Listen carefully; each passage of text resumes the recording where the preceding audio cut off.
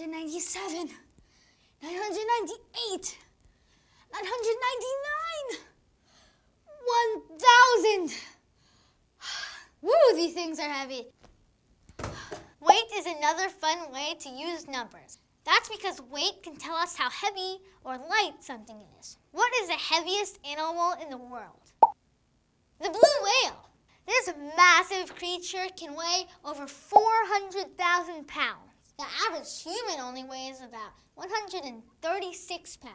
So if you think about it, the blue whale is about as heavy as 2,900 humans. I bet you're wondering what one of the lightest animals in the world is.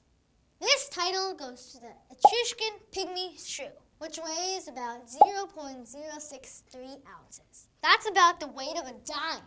Check out these next two videos, which include some of the smallest and biggest animals in the world.